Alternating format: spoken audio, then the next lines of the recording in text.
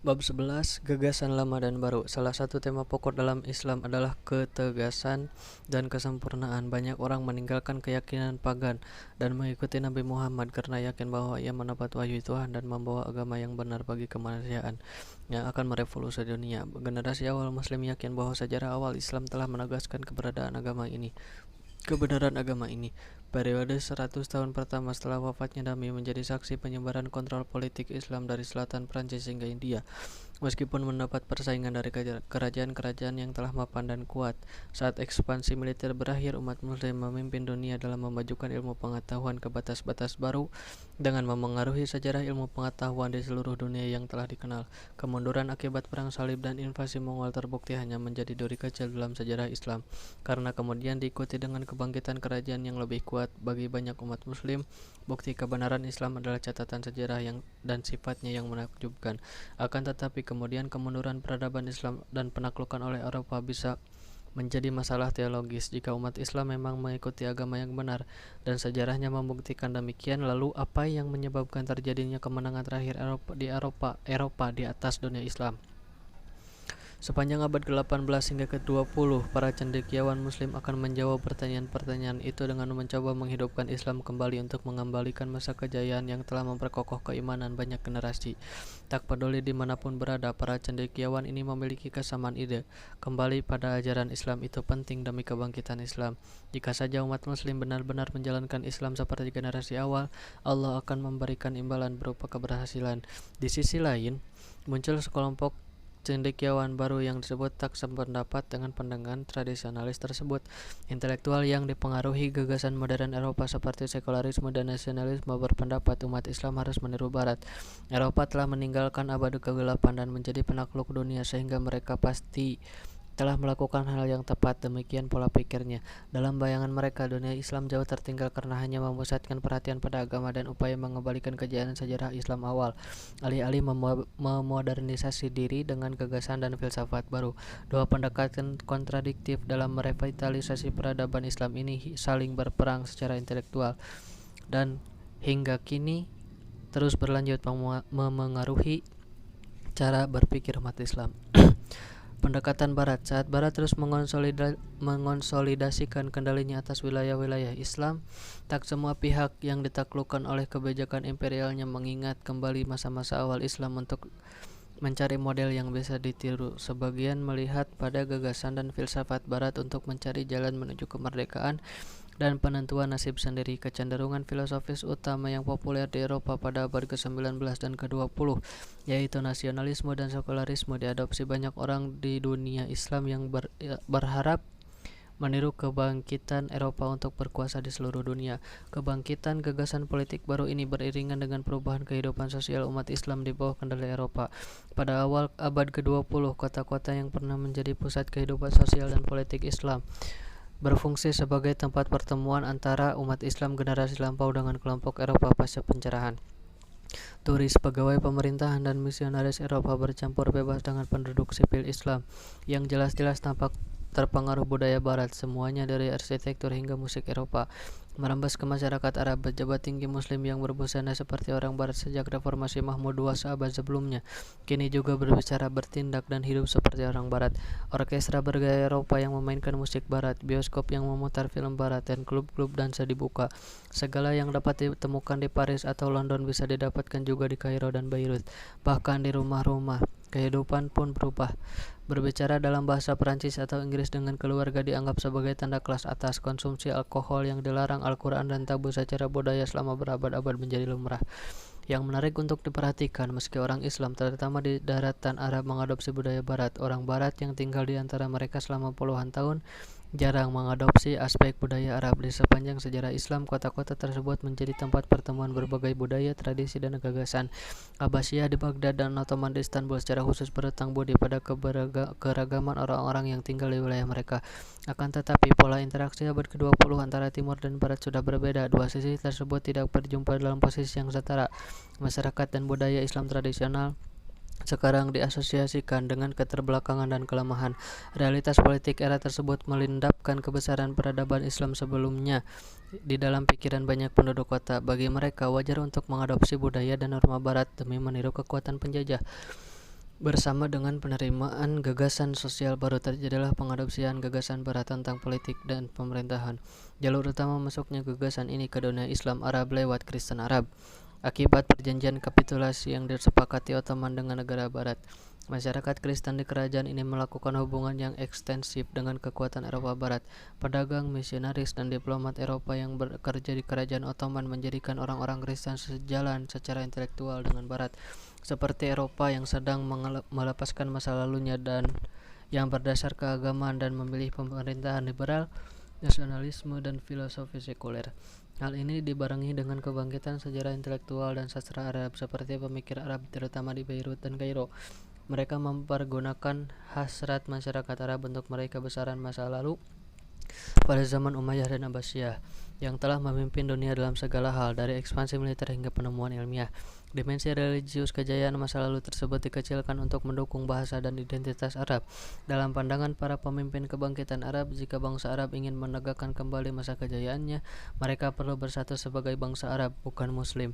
Selain itu, bagi orang Arab Kristen yang memimpin gerakan ini pada abad ke-19 dan ke-20, cara tersebut akan meninggikan kelas sosialnya sebab tak ada lagi pembedaan antara Islam dan Kristen.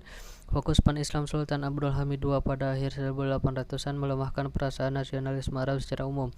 Kaum Arab Kristen tak mampu meyakinkan rekan saudara sebangsanya akan gagasan mereka selama Khalifah berjanji mengembalikan kejayaan kekuasaan atas nama Islam, bukan nasionalisme. Saat Abdul Hamid digulingkan pada 1909, pemerintahan Ottoman jatuh ke tangan Turki muda dengan titik fokus nasionalisme sekulernya. Seiring pudarnya pan-Islam Abdul Hamid dan menguatnya dukungan terhadap nasionalisme Turki, garis pemisah antara Turki dan Arab menjadi sangat jelas di kalangan warga kerajaan Ottoman. Bangsa Arab telah mengalami masa sulit untuk menegakkan diri secara politik di kerajaan bangsa Turki. Kebangkitan Turki muda hanya membuat bangsa Arab merasa semakin terasingkan.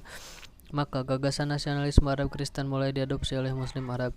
Kelompok-kelompok rahasia di Damaskus yang bertujuan mendirikan negara Arab tumbuh subur di tengah penguasa Ottoman. Menjelang 1910-an, mereka menjalin hubungan dengan kekuatan Eropa Barat yang berhasrat memecah belah kerajaan Ottoman yang selama berabad-abad menjadi kutukan bagi kekuatan Eropa. Revivalis tradisional. Usaha pertama untuk membangkitkan Islam tradisional dilakukan Muhammad bin Abdul Wahhab, berasal dari sebuah suku di gurun pasir Jazirah Arab. Ia mungkin menjalani gaya hidup bangsa Arab yang tak jauh berbeda dari masa Nabi 1100 tahun lalu. Ia menganut tradisi Hanbali dan Ahmad bin Hambal dan Ibnu Taimiyah, yang menekankan keunggulan tradisi kenabian yang autentik di atas segalanya. Meski hidup di luar batas-batas kendali kerajaan Ottoman, Abdul Wahhab mungkin menyadari kemandekan dan kemunduran kerajaan serta kebangkitan Barat. Ia menista Sufi, Syiah, kaum modernis, dan kelompok lain yang menurutnya telah membuat pembaharuan yang tak islami dalam kehidupan Islam secara umum. Seperti kaum Khawarij pada 600-an, Abdul Wahhab dan pengikutnya berpendapat bahwa sebagian besar umat Islam sudah tak beriman. Untuk menyelamatkannya, mereka semua harus kembali ke bentuk Islam yang murni, serupa dengan yang dijalankan generasi awal Islam, kaum Salaf, berarti pendahulu. Gerakan ini berkembang sebagai Salafiyah dengan gagasan bahwa setiap muslim harus terus-menerus meniru generasi awal Islam dalam segala aspek kehidupan. Abdul Wahhab punya pengikut bernama Muhammad Ibnu Sa'ud, pemimpin komunitas permukiman kecil di Gurun Arab. Sebagai balasan atas dukungan Abdul Wahhab, Ibnu Sa'ud bersedia mendukung gagasan Puritan Islam di seluruh komunitasnya yang sedang berkembang. Perjanjian ini terus berlaku setelah mereka berdua meninggal karena keturunan Abdul Wahhab memberikan legitimasi religius dan keturunan Ibnu Sa'ud memberikan kekuatan politik di negara Arab.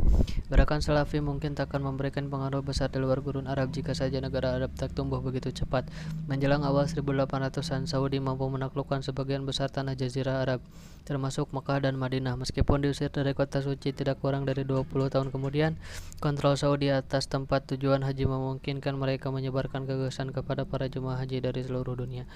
Butuh waktu berabad-abad untuk mewujudkan gerakan Abdul Wahhab yang bertahan pada 1900-an yang dengan berdirinya Arab Saudi modern.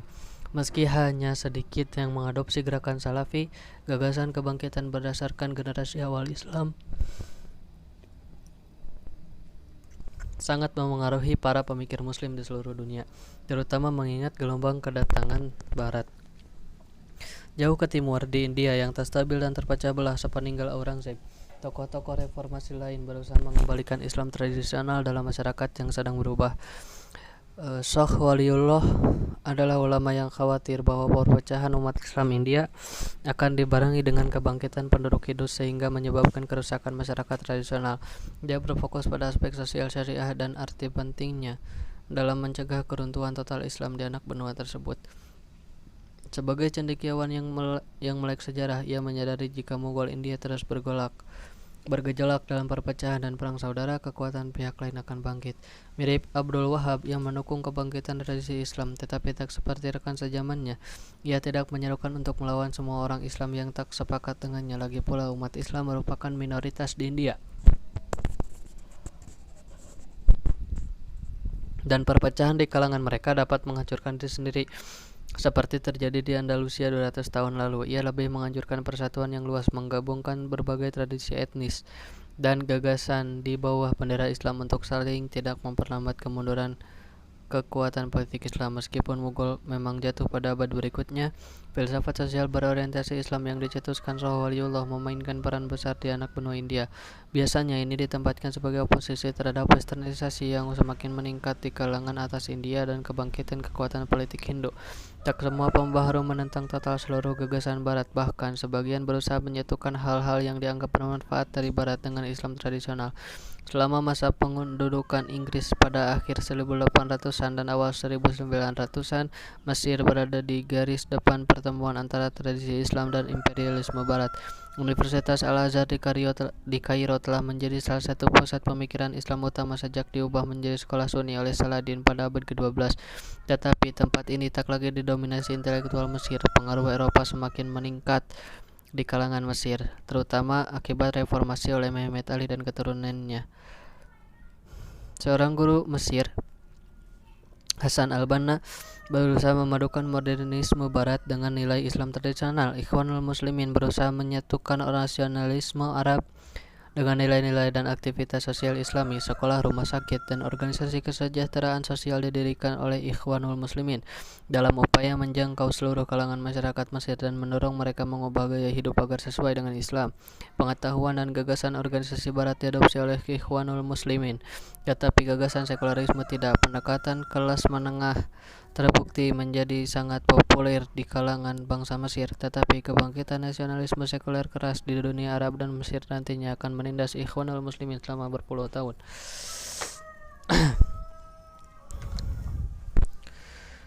The partition atau sekat atau pembagian atau mungkin penyekatan. Pada akhirnya, bukan nasionalisme Arab atau Turki yang akan memimpin tatanan politik baru di Timur Tengah. Pada 1914, Archduke Franz Ferdinand dari Austria-Hungaria dibunuh oleh Sarajevo dan Eropa terjun bebas dalam Perang Dunia Pertama. Pemerintah Ottoman yang dipimpin 3 tokoh Turki muda berpengaruh,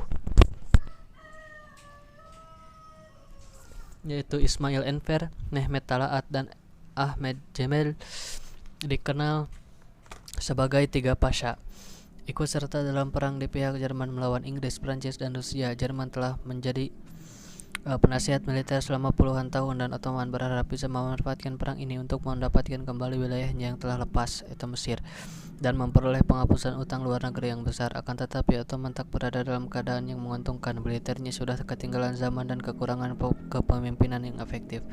Ketegangan etnis dalam kerajaan menghalangi dukungan publik untuk berperang. Selain itu, saat Ottoman memasuki kancah peperangan pada Oktober 1914, tampak jelas bahwa sekutu mereka Jerman tak punya harapan untuk berhasil menaklukkan Prancis. Akhirnya muncul rencana rahasia yang akan menghasilkan 3 perjanjian tentang pemberontakan dalam kerajaan dan Timur Tengah pasca Ottoman, direkayasa oleh Inggris. Hal ini menciptakan kekacauan politik yang bahkan tak mampu mereka atasi. Semua ini memicu kekalahan Ottoman dalam Perang Dunia Pertama yang menyisakan gema di dunia Islam hingga sekarang. Ketegangan etnis dan keragaman nasionalisme dalam kerajaan Ottoman diketahui dengan baik oleh kekuatan Eropa yang berharap dapat mengeksploitasinya. Sejak 1915, Inggris berhubungan dengan Sharif Hussein, gubernur Ottoman di Mekah, untuk mendorong terjadinya pemberontakan Arab secara umum.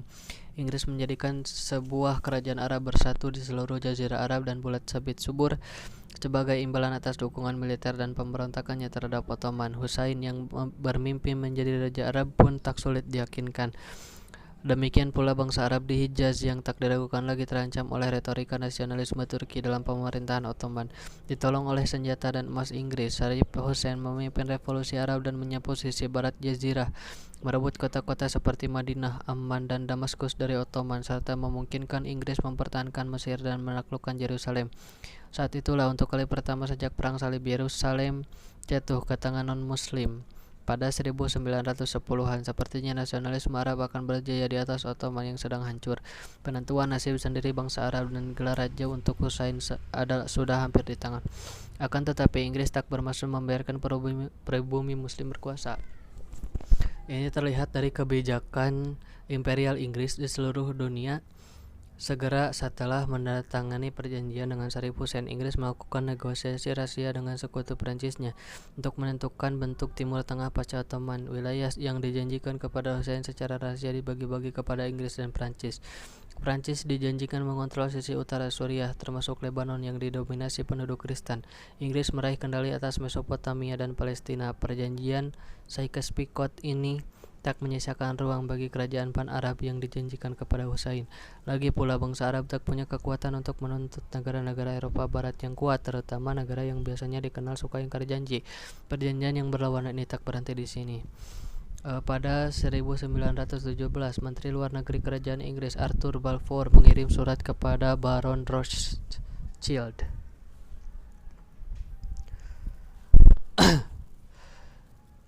Bankir berpengaruh. Isi surat itu menjanjikan dukungan pendirian rumah nasional bagi orang Yahudi di Palestina.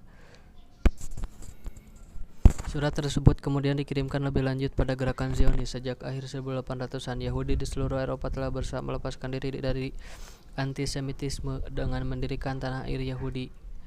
Lokasi keinginan mereka adalah Palestina, tempat bangsa Yahudi tinggal sebelum diusir pada tahun 70 sebelum Masehi oleh Romawi. Deklarasi Balfour menjanjikan dukungan atas usaha tersebut meskipun berlawanan dengan perjanjian terdahulu yang menjanjikan wilayah yang sama bagi bangsa Arab dan Inggris itu sendiri. Pada puluhan tahun berikutnya, bangsa Yahudi akan menggunakannya sebagai bukti legitimasi permukiman mereka di tanah tersebut yang akhirnya menjadi negara Israel.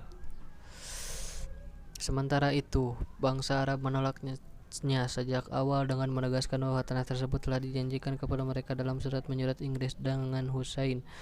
Permasalahan yang diciptakan Inggris akan mendominasi politik Timur Tengah sepanjang abad ke-20.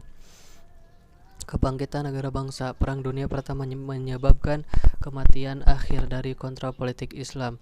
Ottoman jelas-jelas sudah dikalahkan, wilayah mereka ditaklukkan dan dijajah oleh Inggris, Prancis, Rusia, dan Italia. Bangsa Arab yang mengharapkan kerajaan sendiri dihianati dan Eropa mengontrol kemerdekaan mereka. Inilah reruntuhan penaklukan yang bahkan lebih luas daripada Perang Salib dan Mongol. Yang lebih penting dari penaklukan militer adalah lingkungan intelektual pada periode pasca perang. Kebangkitan nasionalisme Arab dan Turki disertai batas acak yang ditarik oleh Eropa memicu kebangkitnya negara bangsa seluruh dunia Islam. Konsep nasionalisme Eropa yang dipaksakan kepada masyarakat yang sepenuhnya asing terhadap gagasan ini. Di Madinah, Nabi Muhammad mengajarkan kesatuan umat Islam tanpa memedulikan identitas bahasa ataupun etnis. Ia menyandingkan Muslim Mekah dengan Muslim Madinah sebagai saudara untuk mendorong persatuan. Para pengikutnya mengidentifikasi diri sebagai Muslim di atas segalanya selama berabad-abad. Sekarang dunia Islam, terutama Timur Tengah, mulai mengidentifikasi diri menurut label berdasarkan kebangsaan. Lompatan paling radikal menuju era negara bangsa baru ini terjadi di jantung Ottoman yang didominasi bangsa Turki. Setelah perang Inggris, Prancis, Italia, dan Yunani menduduki Anatolia, Kesultanan Ottoman tetap berdiri, tetapi tanpa kekuasaan karena Istanbul dikontrol oleh kekuatan sekutu untuk melawan pendudukan asing. Mustafa Kemal, perwira tentara Ottoman, mengumpulkan rekan-rekan sebangsanya yang terjun dalam Perang Dunia Pertama. Ia mampu mengusir penjajah pada 1919 dan 1922. Pada akhir perang kemerdekaan, Mustafa Kemal mengumumkan pembentukan negara baru Turki untuk menggantikan kerajaan Ottoman. Kesultanan Ottoman dihapuskan pada 623 tahun setelah Utsman mendirikannya di sepanjang perbatasan kerajaan Bizantium. Di negara baru Turki, Kemal berharap bisa mendirikan negara bangsa sekuler, berpikiran barat, dan terbebas dari masa lalu Ottoman yang ditandai dengan kelemahan, korupsi, dan penaklukan. Kemal sebagai pemimpin perang kemerdekaan dan pendiri Turki mendapat panggilan akrab Ataturk yang berarti bapak bangsa Turki. Bagi dia, identitas Turki sangat penting lebih dari yang lain. Menurut dia, bangsa Turki adalah bangsa yang kuat, bahkan sebelum masuk Islam. Sebaliknya, masuknya Islam pada 900-an dan pencampuran antara Turki, Arab, Persia, dan bangsa lain telah memperlemah Turki. Maka dari itu, Turki baru harus menyingkirkan masa lalu Islam yang dalam anggapannya kotor. Salah satu tindakan pertamanya adalah menghapuskan kekhalifahan Turki yang dipegang Ottoman sejak 1517. Pada 1924, Khalifah terakhir Abdul Majid II dipaksa turun takhta dan diasingkan ke Eropa. Kemudian ia melarang hijab dan topi fez, menutup komunitas Sufi secara resmi, menyatakan syariah tidak berlaku, serta melarang azan diserukan dari menara masjid. Ataturk menegaskan Turki tak lagi terkait dengan dunia Islam. Ia juga mengadakan reformasi bahasa dengan menghapuskan penggunaan huruf Arab untuk menuliskan bahasa Turki yang sudah digunakan selama berabad-abad. Ia malah mengadopsi huruf Latin, baik agar mudah digunakan maupun untuk berhubungan dengan Eropa. Bahkan kosakata pun berubah. Kata-kata pinjaman dari bahasa Arab dan Persia dihapus, diganti dengan kosakata kuno Turki dari Asia Tengah. Reformasi bahasa pada 1920-an dan 1930-an benar-benar memisahkan Turki modern dari sejarah Islamnya. Tak ada lagi orang Turki yang bisa membaca prasasti kaligrafi di masjid kerajaan kuno atau membaca buku yang diterbitkan pada era Ottoman.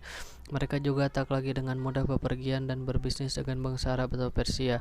Di Turki yang berfokus ke barat ala Ataturk, tak ada ruang untuk berhubungan dengan pihak berbasis Islam lain seperti yang menjadi ciri kerajaan Ottoman.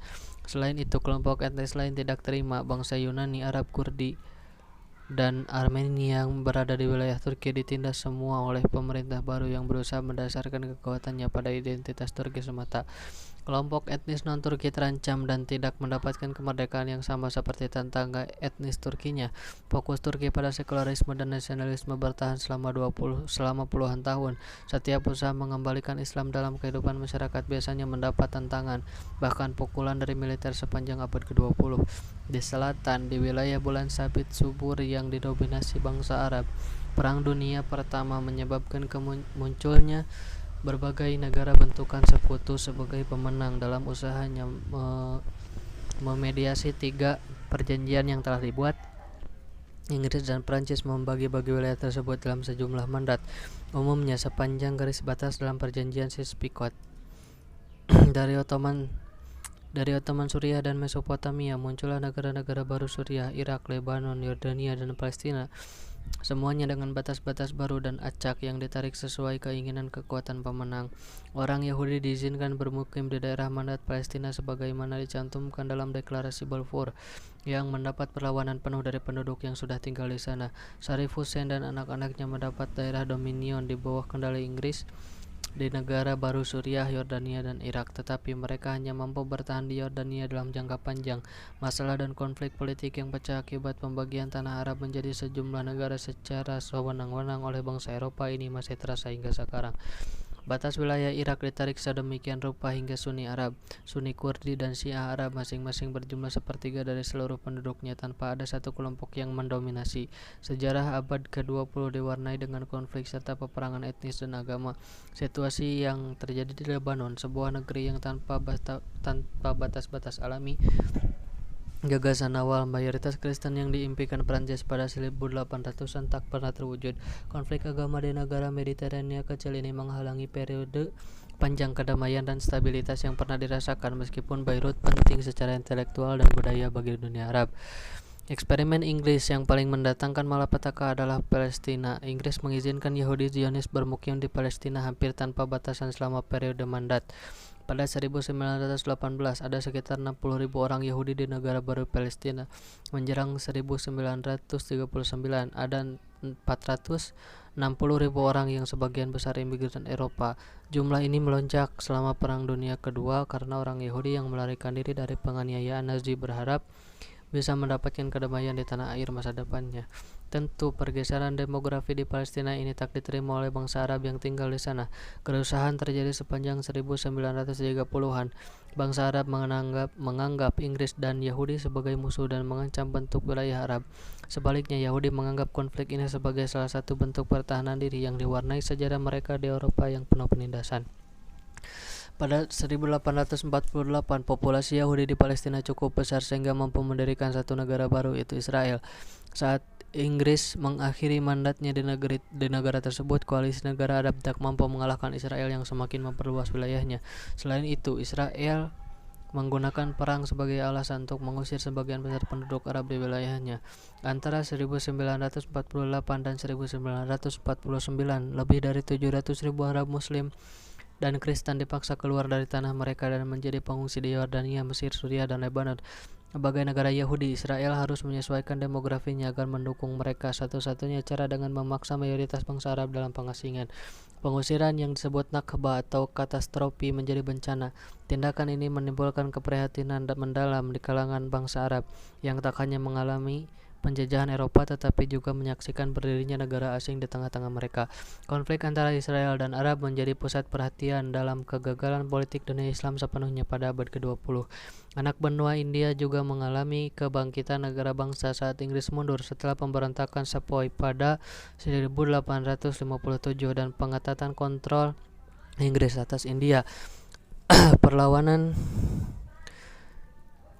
terhadap imperialisme mengarah pada proses politik dan upaya tanpa kekerasan. Kongres Nasional India didirikan pada akhir 1800-an untuk mendorong kekuatan politik yang lebih besar menghadapi pendudukan Inggris.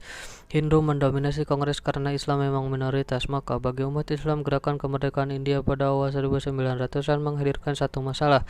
Jika India meraih kemerdekaan dari Inggris, pasti akan didominasi Hindu. Sudah ratusan tahun Islam menguasai anak benua ini dan menguntungkan bagi umat Islam yang selalu dapat mengandalkan perlindungan saudara seiman di Kesultanan Delhi atau Kerajaan Mughal. Akan tetapi, ketika secara resmi kekuasaan Islam di India musnah menjelang akhir 1800-an, sedangkan demografinya tak menguntungkan bagi mereka, masyarakat Islam di anak benua ini harus mencari pandangan alternatif tentang India pasca Inggris. Solusi yang diinginkan adalah pembagian anak benua menjadi negara mayoritas Islam dan Hindu yang terpisah. Intelektual Muslim terkemuka di India termasuk politisi Muhammad Ali Jinnah dan filsuf penyair Muhammad Iqbal memimpin gerakan Pakistan. Tujuan mereka adalah pendirian negara berdaulat Islam yang bebas dari potensi gangguan pemerintah Hindu di India pada masa depan. Gerakan ini mendapat dukungan sepanjang 1930 sampai 1940-an. Para pemimpinnya menyampaikan gagasan tersebut kepada penduduk Islam melalui deklarasi, revolusi, dan pidato. Wilayah India yang ditargetkan sebagai negara Islam baru adalah Lembah Indus, tempat munculnya kali pertama kendali politik Islam oleh Muhammad bin Qasim pada 700-an. Para pemimpin Kongres Nasional India, terutama Mohandas Gandhi, secara umum tidak mendukung negara Islam merdeka di India karena menganggapnya akan melemahkan India secara keseluruhan. Tetapi ketakutan Islam akan kontrol Hindu ternyata terlalu kuat untuk diredam. Pada 1947 anak benua ini dibagi dua saat Inggris mengakhiri kontrol langsung di wilayah tersebut. Pakistan yang berada di barat laut dan timur muncul sebagai negara Islam dan menjadi penerus kerajaan besar Islam masa lalu.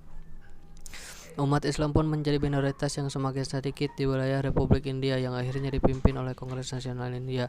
Pakistan tak hanya menjadi negara Islam yang mendapatkan kemerdekaan pada tahun-tahun setelah Perang Dunia Kedua. Uniknya, negara ini menjadi salah satu dari sedikit negara yang menjadikan Islam sebagai dasar, bukannya warisan etnis atau kesetiaan pada keluarga raja. Setelah kemunduran peradaban Islam pada abad ke-18 dan diikuti pendudukan Eropa abad ke-19, abad ke-20 menjadi saksi kemerdekaan negara-negara Islam seluruh dunia. Revolusi Mesir pada 1952 mengakhiri pendudukan Inggris yang tegak sejak 1882 dan membawa negara itu di bawah kontrol militer Mesir. Aljazair di bawah pendudukan Prancis sejak awal 1800-an akhirnya meraih kemerdekaan pada 1862 setelah perang yang brutal dan menghancurkan. Periode 1960-an menjadi saksi kemerdekaan negara-negara di sepanjang sub-Sahara Afrika terdiri atas Nigeria, Mali, Mauritania, Kenya, dan Tanzania. Di Asia Tenggara muncul gerakan kemerdekaan melawan imperialisme Inggris dan Belanda. Indonesia berdiri setelah perang yang panjang dan brutal melawan kekuasaan Belanda pada 1945 1949. Di barat laut, wilayah semenanjung Malaka dan Pulau Borneo yang dikuasai Inggris menjadi Malaysia pada 1963. Meskipun menggunakan bahasa, budaya, dan agama yang sama, Indonesia dan Malaysia menjadi negara terpisah berdasarkan batas-batas yang ditetapkan oleh Inggris dan Belanda. Bisa dibilang negara Islam hidup bebas dari kontrol Eropa sepanjang 1900-an, tetapi masih diikat oleh batas-batas yang digariskan bekas penjajahan mereka. Islam dan sekularisme. Sepertinya pada titik ini dunia Islam sekali lagi telah mampu mengatasi kekuatan politik yang mengancam. Sifat sejarah Islam yang berulang menunjukkan bahwa setelah periode lemah dan invasi, kekuasaan Islam yang baru dan kuat akan bangkit, mengembalikan kejayaan negara Islam lama. Setelah kebangkitan negara Kristen di Andalusia, Murabitun dan Muwahhidun bangkit pada abad ke-11 dan ke-12 untuk menyatukan Iberia di Afrika Utara dan Afrika Utara. Setelah invasi perang salib dan penerusnya, Mamluk menyatukan Mesir, Suriah, dan Hijaz. Invasi Mongol pada abad ke-13 menimbulkan kebangkitan Ottoman dan kerajaan tiga benua hingga di pintu depan Eropa Tengah. Sekarang sepertinya pada abad ke-20 gelombang imperialisme Eropa akhirnya berhenti, dan inilah saatnya bagi kekuasaan Islam yang baru dan mendominasi dunia. Kali ini kerajaan Islam tradisional takkan muncul. Puluhan negara muslim menghiasi peta dunia yang dipecah-pecah oleh batas acak sebagai warisan kolonial Eropa. Perpecahan ini terbukti fatal bagi dunia Islam. Di Timur Tengah, ketidakmampuan Mesir, Yordania, Suriah, dan Lebanon bersatu menyebabkan Israel yang didirikan oleh pemukim miskin pelarian dari penindasan Eropa mampu mengalahkan mereka secara militer dan menang dalam perang pada 1967 dan 1973. Di Asia Selatan, Pakistan Timur pecah menjadi Bangladesh pada 1971 sehingga memecah negara yang berpotensi menjadi penyeimbang kekuatan India. Di Afrika Barat, sekian banyak negara yang terpecah mengalami kesulitan ekonomi dan terus bergantung pada Perancis setelah kemerdekaannya. Tanpa persatuan, kekuatan politik dunia Islam relatif tak akan berubah setelah kemerdekaan. Negara-negara kecil yang saling bersaing, sisa periode Taifah Andalusia, dan desentralisasi kerajaan Abbasiyah tak mampu menciptakan dunia Islam yang kuat. Bagian terbesar kegagalan tersebut adalah pergeseran ideologi yang tegas dalam politik Islam. Dalam sepanjang sejarah Islam, negara baru telah mendasarkan dirinya pada aturan Islam itu sendiri. Bahkan dalam kerajaan yang tindakannya dapat dianggap melanggar hukum Islam, keutamaan Islam itu sendiri menjadi kekuatan pemersatu yang terberikan. Akan tetapi pada abad ke-20, berbagai negara Islam yang baru merdeka tidak melihat kejayaan masa lalu dan berusaha menciptakannya kembali. Malahan, mereka hampir selalu memiliki pandangan sekuler dan nasionalis. Konsep ini benar-benar asing bagi dunia Islam pada 1200 tahun pertama. Akan tetapi, melalui imperialisme Eropa, gagasan ini ditanamkan dalam pikiran masyarakat kelas atas Islam yang akhirnya memimpin pemerintahan setelah mereka. Formula pencerahan dari Eropa serta pengabaian agama dan pemerintahan tradisional kemudian diadopsi oleh sebagian kalangan di hampir setiap negara Islam. Contoh yang paling ekstrem adalah Turki, yang secara resmi menganggap syariah melanggar hukum, menghapuskan kekhalifahan, dan memproklamasikan diri sebagai negara sekuler sepenuhnya. Dengan dipimpin Mesir, dunia Arab mengadopsi sosialisme dan nasionalisme sebagai sarana menciptakan negara-negara bangsa yang kuat. Meskipun pada dasarnya negara Syiah, Iran dipimpin pemerintahan sekuler yang sejalan dengan Barat hingga 1979, tentu saja ada pengecualian yang paling menonjol di Arab Saudi. Negara Arab Saudi berbentuk monarki absolut mirip negara sekutu Arab berabad yang lalu. Arab Saudi mendapat legitimasi kekuasaan melalui ideologi Salafi dari Muhammad bin Abdul Wahab.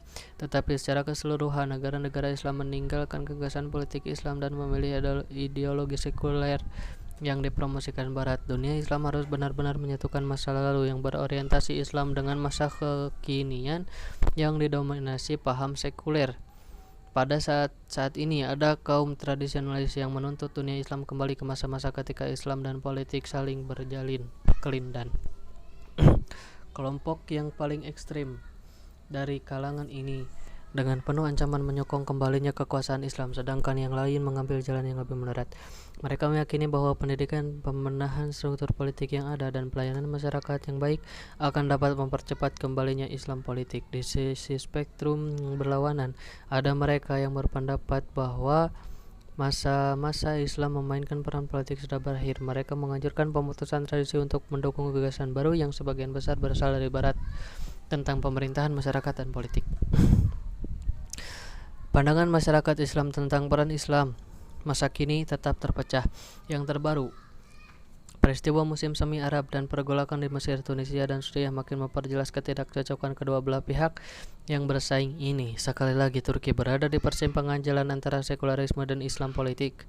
Saat sebuah pemerintahan yang berorientasi Islam berusaha membalikkan sekularisme negara yang sudah berjalan puluhan tahun. Dikotomi ini ada di seluruh dunia Islam. Cara penyelesaiannya akan menentukan arah dunia Islam dalam dekade dan abad mendatang. Apakah Islam sekali lagi akan memainkan peran penting? Apakah nasionalisme dan sekularisme menjadi ideologi penggerak baru? Ataukah akan ditemukan keseimbangan di antara dua belah pihak? Mereka yang menjawab pertanyaan yang saling berhubungan ini akan menentukan era baru dunia Islam. Dunia yang pasti tak dapat dipisahkan dari 1400 tahun sejarah Islam sebelumnya.